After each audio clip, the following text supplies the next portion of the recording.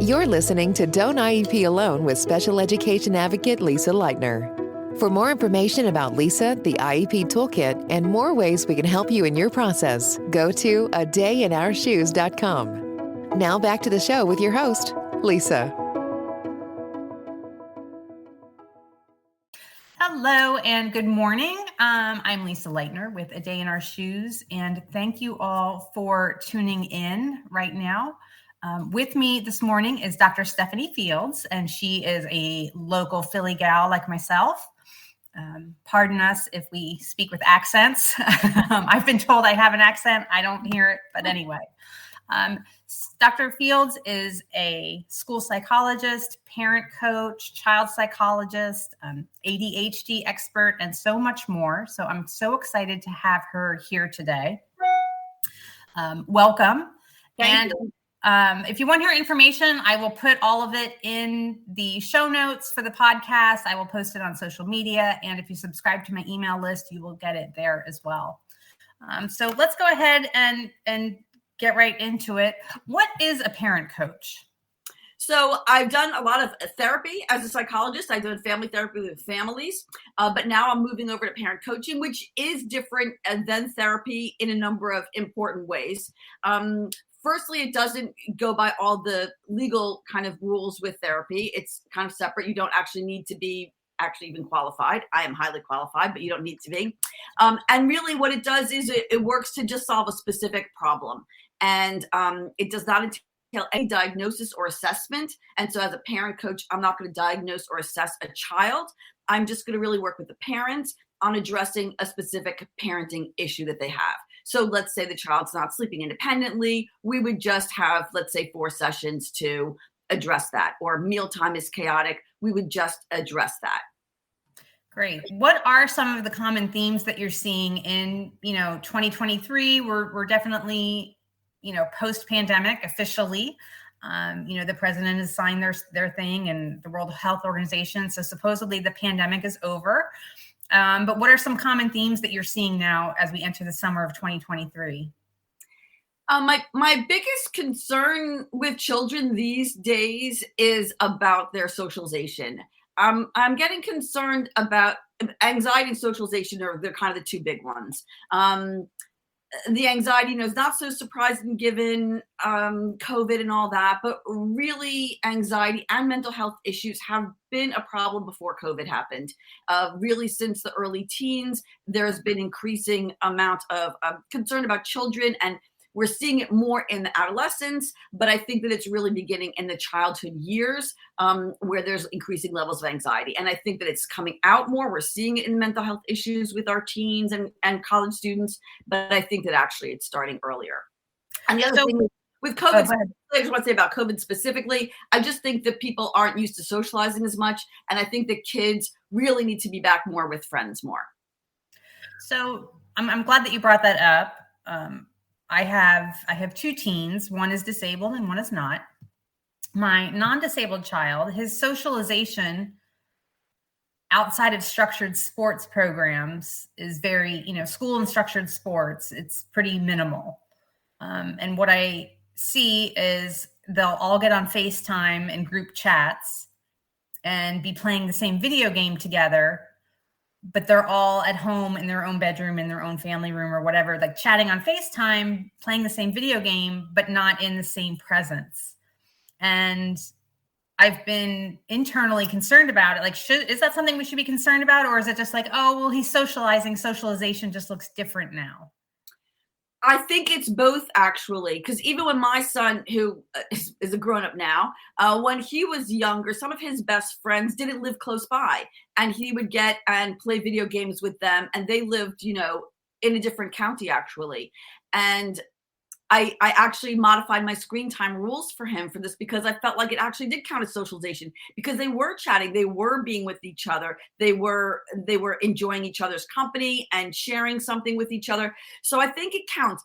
I think it counts kind of like 75%. I do think our children need to have the face-to-face too.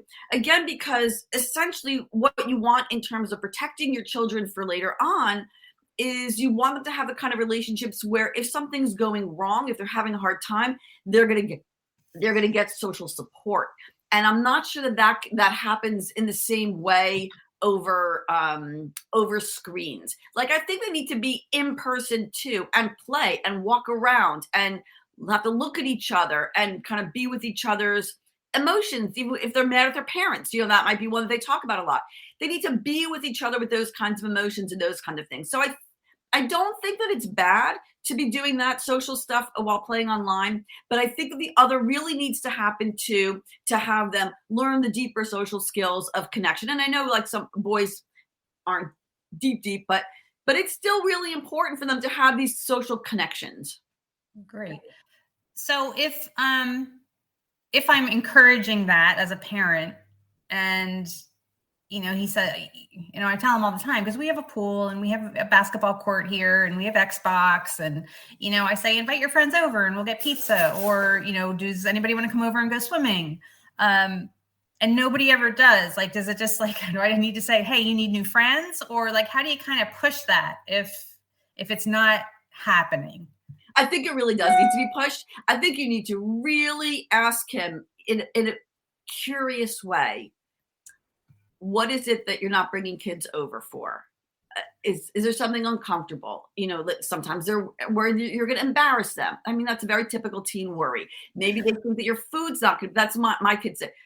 I don't think that the food you serve is too healthy, Mom. I don't think kids are going to like it, which is actually not true. If you put out a thing of crudité for kids, cut up vegetables, they will demolish it.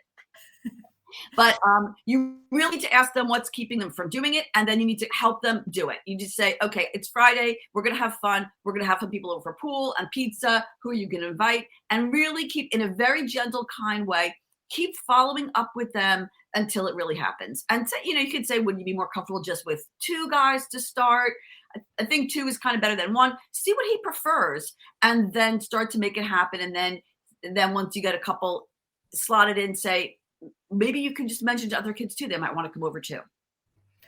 Okay. So as a parent, and I mean, just as a person who, watches TV, I'm on social media, I have friends, I see I actually still see newspapers and magazines. I feel like mental health is being talked about more, and we're seeing, of course, we just closed out Mental Health Awareness Month, and we're seeing a lot more about self-care and more do this, do that. Do you feel like we're kind of reaching a threshold where people are more aware, or do you think, like, sometimes I feel like it's been so watered down at this point? Yeah, I don't really feel that that's the case, at least the families that I'm seeing. So I'm seeing families that are having concerns. But I really do think I think that our world is kind of too hurried and too stressed, and there's kind of too much we have to do. And I think that we really need to focus on, I'm going to say 4 major areas of mental health, which would be exercise. Regular exercise is so important for mental health. Excellent sleep, even good sleep would be great, is really important. Healthy food, and then appropriate socializing. And frankly, even for your population of special needs kids, a lot of times we need to make sure these things are in place before a diagnosis can happen. Because sometimes if these are not in place, kids don't look good. So if a kid's not getting sleep, they really can look like they've got ADHD. And then once you get sleep in order, they're able to pay better attention. They're able to manage themselves much better. So they're really crucial to mental health and just your functioning in life. We'll be back after a quick break. We interrupt this podcast to bring you a truth bomb. The IEP process never gets easier. You get better. If you do not learn the IEP process and how to use it to your advantage, your child will get left behind. That's exactly why I created the Don't IEP Alone series of advocacy courses for parents. Join us and gain the knowledge, skills, and support you need to navigate the complex world of special education and IEPs. Visit adayinourshoes.org for more information.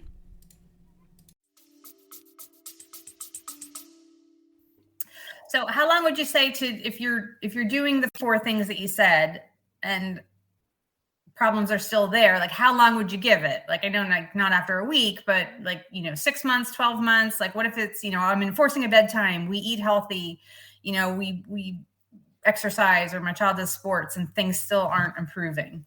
I would say right away. I don't think you need to wait.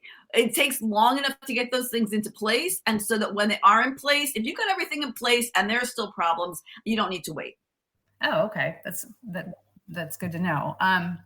Because I think I've encountered it actually twice this week with two different groups of friends, the kind of stigma around taking medication for mental health issues. And it was if she did mindfulness and yoga and this and that. And it's like, and when the kid's saying, Mom, I'm doing all that and it's not helping. Yes. Kind of thing. If they are suffering, then, and the thing that we need to really remember about medicine that a lot of people don't remember is that you can try it. A lot of medicines you can try. And if you don't like them, you can come off of them. So it really just adds to your education as to, is this an option for me? What difference does it make? And if the family doesn't like it for any reason, then the child can be either weaned off of it, or for like an ADHD medicine, which, just out of the system immediately, then just stop taking it. Obviously under a doctor's care, but I think that sometimes parents are reluctant to start trying it, but it's actually just part of the gathering information process about what's going to help your child. Yeah, I think we've kind of gone, as they say, a pendulum swings. If you remember when you and I were kids, you got antibiotics for everything. Right.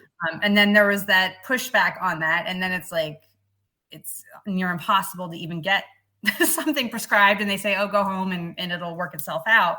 I feel like we're the same way with, things like Ritalin and the things that were typically prescribed for children with ADHD and other disorders. Like, it seemed like everyone's like, oh no, all they want to do is give you pills. And now it's like almost impossible to get them. I feel like. When I started in my practice, I really did everything that I could to keep kids off medicine. I did every behavioral thing. And sometimes it would take like a year or two. And the parents would be like, and then they would try the medicine and they were like, oh, it's like night and day. I see the child that my child always was inside. And they started to tell me that they were really sorry that they waited so long, that they feel like their child lost a lot of good time. And so that's why I don't think that you should wait too long. But you have to get some of the behavioral stuff in order. There needs to be good behavior management and, good sleep and that kind of thing needs to be there first. Great. So as a parent coach, like if someone is listening to us right now and saying, oh, wow, you know what, I'm having some of these same issues. Like, what should they expect if they reach out to you or hire a parent coach?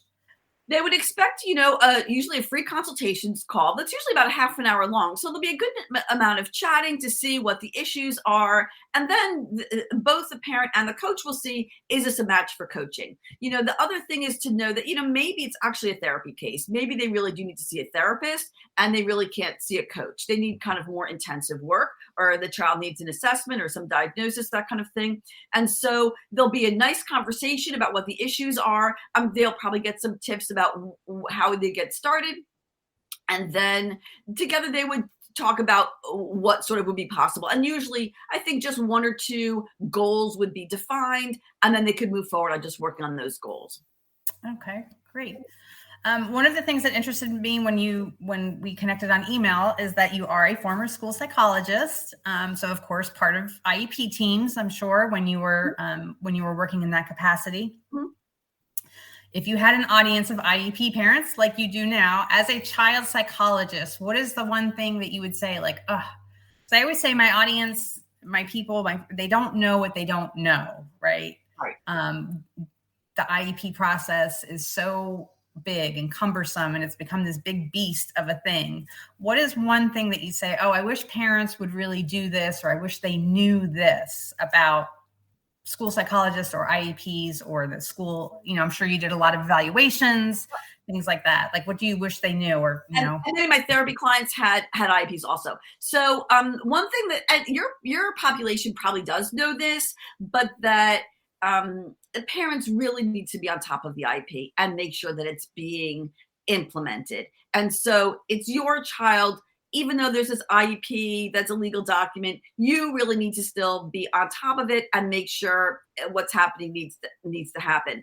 And the other thing is to really look at the specially designed instruction and make sure it matches your needs. And so let's say you're having a child that just is not doing homework. You're arguing with your child for 3 hours every day. It's kind of ruining your family life. Then you need to go back to the IEP team and say, look, this is not working. They've got too much homework. It's not working for our family. We need to think of something that we can change to make this more workable for our family. Either not having homework at all, having some time to do it in school, something like that. But the team should come up together to think about what can we change to make this work, because it's not working.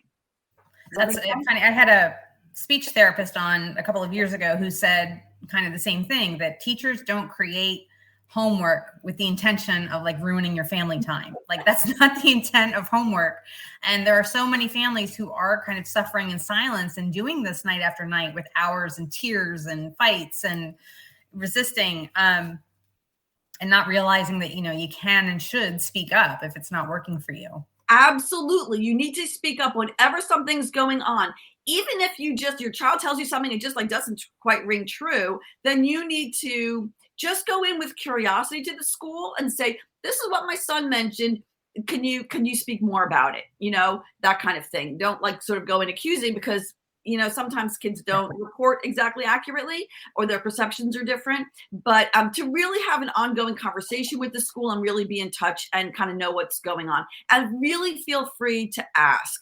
And if, let's say, school's coming with a concern, can you really explain to me what that looks like? I'm having trouble visualizing it. You should be able to visualize what the concern is, and then say, well, what can we do about that? It's kind of the school's job. So what kind of accommodations can we make for that? As a school psychologist, you probably, you did a lot of evaluations or assessments for IEPs. Some of the most frequently asked questions I get are surrounding assessments and evaluations. And they'll say, on the WISC or the WIAT, they scored a this or a this, on the BASC, on the this, on the that. And I'm always telling people, like, it's actually a defined portion of IDEA that the school has to provide you with someone who can explain these assessments to you. You don't have to be out on your own, because I'm not a school psychologist. Like, of course, because of what I do, I'm a lot more familiar with the WISC and the WIAT and all those things because I've seen so many of them. But as a parent, I remember the first time I was like, what is this? It was just, a table of numbers and this and that and percentiles. Yeah. I don't want to say how often, but I don't know. Could you speak to that as far as I don't know why parents are so leery of reaching out and asking their school for assistance, and especially in explaining assessments. I feel so badly when I hear that, because that is not how it's supposed to be. Really, those reports are very technical, and they're not really meant for parents to read them. They're meant to be explained to parents. And frankly, for me, that was the most enjoyable part of an assessment, was doing a really nice feedback. And again, I was very lucky that my whole team was there. The whole IEP team was there when I explained to the parent the entire evaluation in relatively simple terms, but kind of clear, and sort of what do these numbers mean, and just highlight the important ones, because a lot of numbers you don't even look at. You'll say math was fine, and then you move on. And then you say the issues here are in reading or whatever, or the BASC shows this, and the home one is this, and the parent was this. So to me, that's the only point of assessment, is to actually teach the team and teach the parent about this child. There's so much work goes into the evaluation and the write-up that if people haven't learned from it, it's just such a waste. And so I frankly thought it was the most enjoyable part and the most meaningful part of doing evaluation is really doing a nice feedback. And so if parents aren't getting that, if they have even one question, they should call the school and ask for at least a phone conversation where the psychologist can explain everything. That's excellent, because I think, and I think that schools are going over it in meetings, but I think it's so much to absorb that, and then they don't want to go back and ask. I think I don't know. And I understand where the intimidation comes from, but at the same time, I don't, because it's in IDEA that the school has to provide you with someone to understand these assessments. Right. Right. And the challenge is that sometimes it happens with the whole team there. And then you're like, how, like a parent's got there. It's the principal and the teacher and all these people, and they're not going to maybe feel comfortable asking their questions, which is totally understandable. But they should have a meeting. They should really just ask for a separate meeting. Yeah. Yeah. They should really understand the evaluation. It's very important. It really guides all the thinking. And so they should understand what it means. And it'll help them understand their child, to understand what can I predict is going on with my child. Yeah. Yeah. And I always try to use these different analogies as far as like, if I go to my doctor's office and there's an MRI report or an X-ray or, any of these things, like I don't, even blood work, like, we get the blood work results from different things. Like, I don't understand what that means. And I shouldn't, right? Because I'm not the doctor. So, right. I'm just going to answer that comment about school psychologists not attending IEP meetings. Actually, I often did not. The school psychologist usually is overburdened with evaluations. And so the evaluation that they do guides the IEP, but they often aren't at the IEP meetings. So the meetings that I attended were usually, just sort of, they were kind of combined. They just happened at the school that I was at. They combined them. And so I was at the meeting, but it was really more of an evaluation feedback meeting to just sort of talk about eligibility for special ed.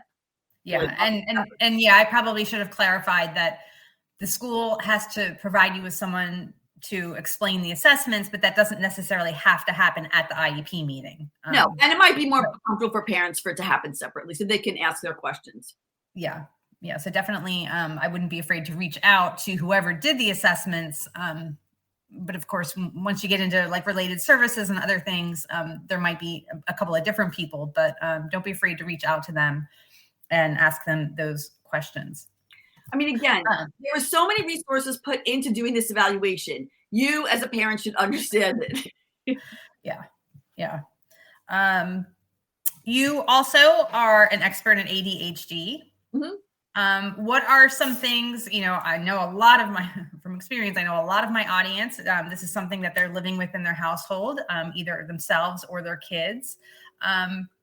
What are some tips or things or, I wish these folks knew this or anything like that you'd like to address? I'm really happy that it's really becoming so much more mainstream. Since I'm starting my parent coaching business, I'm on social media a lot more, and I'm loving the stuff that's coming up about ADHD. I feel like it's talked about so much more and normalized so much more, and people are kind of not making fun, but they're kind of in a nice way saying, this is who I am and this is what I can do and what I can't do. And isn't it kind of funny? And it kind of is funny because these people are generally a little bit, not quirky, but kind of fun. In my time with working with kids with ADHD, I found to be like a lot of fun. And so it's tricky. So for children, I just think that routine is important. Really predictable connection between behavior and consequences. This is for parents more. And so I think it's really important. These kids, they don't make the connection that easily between their behavior and the consequences of their behavior. So they need a lot more repetitions. And so consistency is really important so that when a behavior happens, then there's a consistent consequence so that connection is forged. It's much more challenging for these kids. And parents will know if they've got one child with ADHD, one child with not. You tell the other child sometimes one time, don't open that door. And they never open it again. That's just a different kind of brain than the kind that really needs a lot of repetition and consistency. Yeah. I'm a Gen Xer, and it's funny to me because I'm also, now I know I'm twice exceptional. We didn't know that in the 70s. But now, and I have several college friends who, we all didn't know that each other had ADHD when we were in college. And now that we're, middle-aged women, we're like, duh, like, so it's funny to me when I hear some people say, oh, well, things are so different today. We didn't have all this ADHD when I was a kid. And I'm like, yeah, you did. We just weren't diagnosed. Right. And then people also kind of felt ashamed and felt like something was wrong with them that was a little off, that they didn't really understand. And now we understand it so much better. Well, that, and it was, for me personally, it was that my skill set deficiencies were treated as character flaws. And that's something that I brought up I talked with another podcast guest recently, And she said the same thing, like, yeah, when it's treated like, and it was, oh, Lisa's not working up to her full potential and she doesn't work hard enough and she doesn't apply herself at school and things like that. And it really was treated as a, that whole can't versus won't. Right. Argument. So I'm glad that the other thing that's not talked about as much, which actually is an issue for me too, is the sleep schedule that, I'm still on a teenager sleep schedule in that I'm really fresh late at night and I'm not fresh in the morning. And so that's my schedule. And there is an ethic in this country that the people who are really working are working in the morning, that you need to be fresh in the morning. And those are the real people who are really working. And that's just not the case. And that's very ingrained in our culture. Yeah. I've seen a lot of that online myself, that whole, like, trying to debunk that early bird gets the worm kind of mentality. Only if you go to, early to bed, early to rise, like how many other different cliches are there about this right. that we have to overcome, because working, 6 p.m. to 2 a.m., if that's when you're productive, and I know many online business owners like myself, and those are their chosen work hours, and that's when they're most productive. So, what does it matter? Right. Okay. Anything else that you'd like to add today? Anything else you want to talk about? Just that I really feel that when stuff is going wrong in a family, or when something's very stressful, like the whole big COVID thing, I just do think that people need to go back to Mental Health 101, make sure everyone's getting exercise, make sure people are getting good sleep, make sure you're getting healthy food, and try to connect with others socially. That those are really, really important for managing our day-to-day lives, but also especially when there's something like a crisis, like the COVID pandemic, or there's a diagnosis of an illness in the family or something like that. If you need to think about anything, that is what you need to think about. Making sure that Mental Health 101 is kind of in place. Exercise, good sleep, healthy food, and connecting with others. Any tips then on the food piece? I know that's an area where we struggle in my household. And I know I have many other people watching who have their kids have the sensory issues, things like that. Any tips on that? That is challenging. I do feel that, and that's not an area where I have a ton of expertise, to tell you the truth. But I do think that just in terms of trying to take the junky food out, I think that that's really important too. I mean, you need to accommodate some issues, but really try not to have the junkier food, and make sure that they're eating healthy food and that the junky food is not an option. And when it's not an option, there will be a tendency to a little bit eat what's there. Okay. Great. Does anybody out there have any questions? I've seen a lot of people come and go on the Facebook page watching us today. If anybody has any other questions, I don't see any.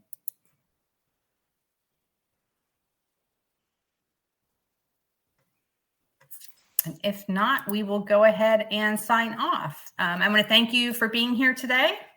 And you can look for this video on YouTube, and this will also be on wherever you listen to podcasts. It'll be published on there as well. Thank you so much. Thank you so much for having me.